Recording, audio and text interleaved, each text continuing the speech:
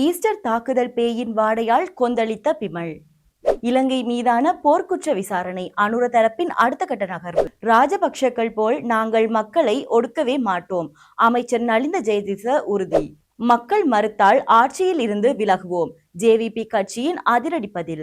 பரபரப்பாக போகும் நாடாளுமன்ற சர்ச்சைக்குரிய சட்டமூலம் தொடர்பில் வெளியான தகவல். நாமலை ஆட்சி பீடம் ஏற்ற வீதியில் இறங்கிய மஹிந்தவின் சகாக்கள். வணக்கம், இது ஈரோ தமிழின் மதிய நேர பிரதான செய்திகளோடு இணைந்திருக்கும் நான் ஜெனிஃபர் ஹசன்.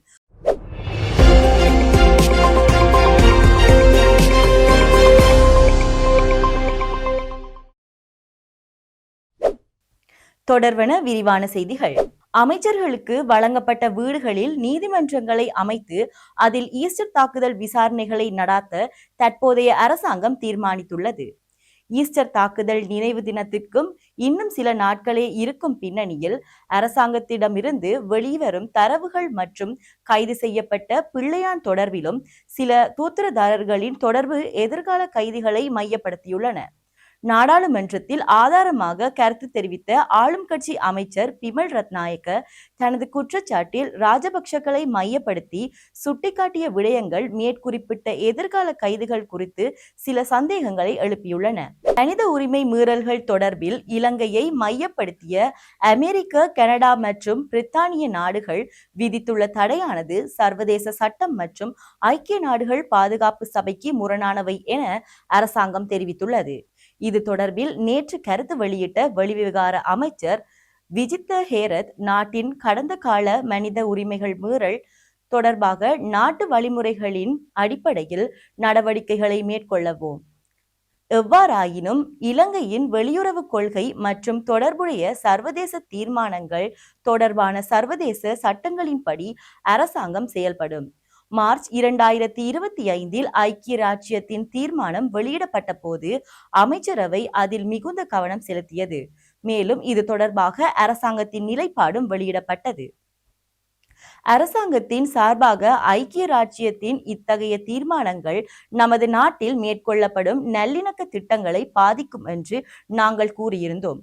கூடுதலாக கடந்த காலங்களில் நிகழ்ந்த மனித உரிமை மீறல்கள் தொடர்பாக நாட்டு வழிமுறைகள் மற்றும் பொறுப்புக்கூறல் மற்றும் நல்லிணக்கம் அடிப்படையிலான திட்டங்களை எமது அரசாங்கம் செயல்படுத்தி வருகின்றது. இவ்வாறு பல விடயங்கள் குறித்து தெரிவித்துள்ளார். ராஜபக்ஷக்கள் போன்று அவசரகால சட்டத்தை பயன்படுத்தி மக்களை ஒடுக்குவதற்கான நடவடிக்கைகளை நாங்கள் எடுக்க மாட்டோம் என அமைச்சர் நலிந்த ஜெயதிச தெரிவித்துள்ளார். ஊடகங்களிடம் கருத்து தெரிவிக்கும் போதே அவர் இந்த விடயத்தை கூறியுள்ளார். அவர் மேலும் கூறுகையில், நாம் கடந்த கால அரசுகள் செய்தபடி அவசரகால சட்டத்தை மக்களின் உரிமைகளை அடக்குவதற்காக பயன்படுத்த மாட்டோம். எமது அரச பொதுமக்கள் பாதுகாப்பையும் சட்டம் மற்றும் ஒழுங்கையும் நிலைநாட்டும் விதமாக மட்டுமே சட்டங்களை பயன்படுத்தப்படும். கடந்த ஆட்சியில் இருந்த ராஜபக்ஷக்கள் அவசரகால சட்டத்தை அரசு மீதான விமர்சனங்களை அடக்கவும் அரசியல் எதிரிகளை கட்டுப்படுத்தவும் பயன்படுத்தியிருந்தது. ஆனால் எமது அரச சட்டத்திட்டம் வழியாக மக்களுக்கு சேவையை செய்யும் நோக்கத்துடன் செய்யப்படுகின்றது. எதிர்கட்சி சொல்வது போல் நாம் செயற்பட முடியாது. எமது அரசின் நோக்கமும் ஒழுங்கும் சமத்துவமும் காக்கும் விதமாக சட்டத்தை பயன்படுத்துவதே ஆகும். நாட்டு மக்கள் எமது அரசை நம்பியிருக்கின்றனர். எனவே எமது நடவடிக்கைகள் சொல்லும் மற்றும் இல்லாமல் செயலிலும் வெளிப்படையாக இருக்க வேண்டும். நாம் சட்டத்தை உண்மையான நோக்கத்தை கடைபிடிப்போம். நாம் மக்களின் உரிமைகளை மதிப்போம். அவசரகால சட்டம் பொதுமக்கள் பாதுகாப்புக்கும் சமூக அமைதிக்கும் மட்டுமே பயன்படுத்தப்படும் என்றார்.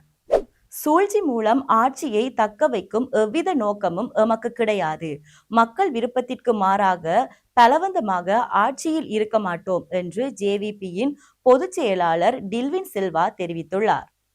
தமது இந்திய விஜயத்திற்கு முன்னதாக அரச ஊடகம் ஒன்றிற்கு வழங்கிய நேர்காணலின் போதே இவர் இவ்வாறு கூறியுள்ளார்.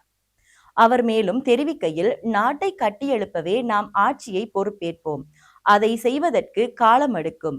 அதற்குரிய அடித்தளம் தற்போது இடப்பட்டுள்ளது. நாட்டில் ஸ்திரத்தன்மை ஏற்படுத்தப்பட்டுள்ளது. மக்களின் ஆட்சியுடன் ஆட்சியை தொடரவே விரும்புகிறோம். மாறாக மக்கள் விருப்பமின்றி பலவந்தமாக ஆட்சியில் இருக்க மாட்டோம். ஆட்சியை தக்க வைத்துக் கொள்வதற்கு சூழ்ச்சி செய்ய மாட்டோம். அதிகாரத்தை நாம் மோசடியாக பயன்படுத்தவில்லை, நாட்டுக்காகவே பயன்படுத்துகின்றோம். நாட்டுக்கு சேவை செய்ய திருப்தியுடன் மரணிக்க வேண்டும். அது எப்போதும் மக்களின் ஆட்சியுடன் எமது ஆட்சி தொடரும். நாட்டையும் நாம் கட்டி எழுப்புவோம் என்றார். நாடாளுமன்ற உறுப்பினர்களுக்காக ஓய்வூதியத்தை ரத்து செய்யும் சட்ட மூலம் இம்மாதம் 17ஆம் தேதி விவாதத்திற்கு எடுத்துக்கொள்ள நாடாளுமன்ற விவாக குழு திட்டமிட்டுள்ளதாக அவைத்தலைவர் அமைச்சர் பிமல் ரத்நாயக்க தெரிவித்தார். நாடாளுமன்ற உறுப்பினர்களுக்கான ஓய்வூதியத்தை ரத்து செய்யும் சட்ட மூலம் அன்றைய தினம் நிறைவேற்றப்படும் என்று அவர் கூறினார். இந்த சட்டம் மூலம் அரசியல் அமைப்புக்கு உட்பட்டது என்றும் பிரிவு 121 கீழ் எளிய பெரும்பான்மையால் நிறைவேற்றப்படலாம் என்றும் உச்ச நீதிமன்றம் அறிவித்துள்ளதாகவும் சபாநாயகர் ஜகத் விக்ரமரத்ன நேற்று தெரிவித்தார். இந்த சட்டம் மூலம் அடிப்படையில் உரிமைகள் மீறுவதாகவும் சிறப்பு பெரும்பான்மை மற்றும் வாக்கெடுப்பு தேவை என்றும் முன்னாள் எம்பிக்கள் தாக்கல் செய்த மனுக்களை தொடர்ந்தும் இந்த முடிவு எடுக்கப்பட்டது. தேசிய மக்கள் சக்தி அரசாங்கத்தை எதிர்த்து கடும் விமர்சனங்களை முன்வைத்து வரும் மொட்டு கட்சியின் தரப்பினர் தற்போது நாமலுக்காக வீதியில் இறங்கிவிட்டனர் எனலாம். இப்போது இருக்கும் நிலையில் தேர்தல் நடாத்தப்பட்டால் அனுர தரப்பு நிச்சயம் தோல்வியடையும் எனவும் அடுத்த ஜனாதிபதியாக நாமலே பதவியேற்பார் எனவும் பல எதிர்த்தரப்புகள் தெரிவித்து வருகின்றன. இதற்கிடையில் பொதுஜன பெரமுன கட்சியின் ஆதரவாளர்களில் சிலர் முக்கியஸ்தர்கள் பொது இடங்களுக்கு தாம் செல்வதற்காக குறிப்பிட்டு வருகின்றனர். இவ்வாறு செல்லும் போது மக்கள் தேசிய மக்கள் சக்தி அரசாங்கத்தை தெரிவு செய்த தாங்கள் பெரும் தவறு செய்துவிட்டதாக கூறியதாகவும் அவர் சுட்டிக்காட்டியுள்ளார்.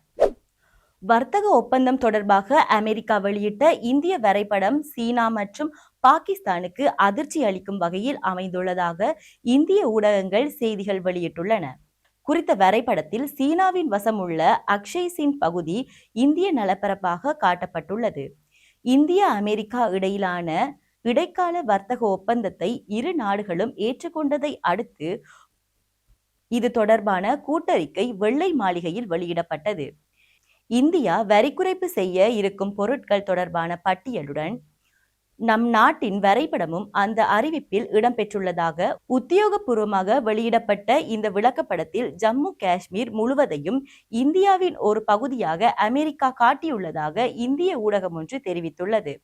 இதன்படி பாகிஸ்தானின் ஆளுமைக்கு உட்பட்ட காஷ்மீரும் இந்திய பகுதியாக காட்டப்பட்டுள்ளது. முன்னதாக ஜம்மு காஷ்மீர் விவகாரம் தொடர்பாக பாகிஸ்தான் பிரதமர் ஷபாஸ் ஷெரீப், இராணுவ தளபதி அசீம் முனீர் ஆகியோர் வாஷிங்டனுக்கு பலமுறை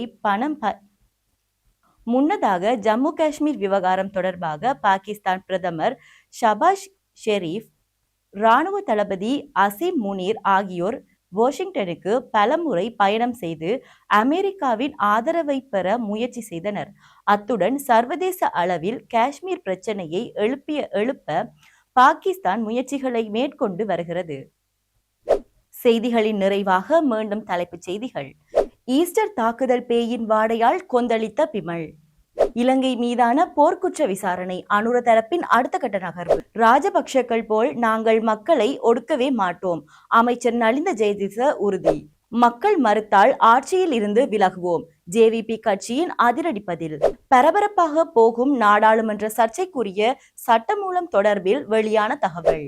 நாமலை ஆட்சி பீடம் ஏற்ற வீதியில் இறங்கிய மஹிந்தவின் சகாக்கள். இத்துடன் ஈரோடு தமிழின் மதிய நேர பிரதான செய்திகள் நிறைவடைந்தன. நன்றி.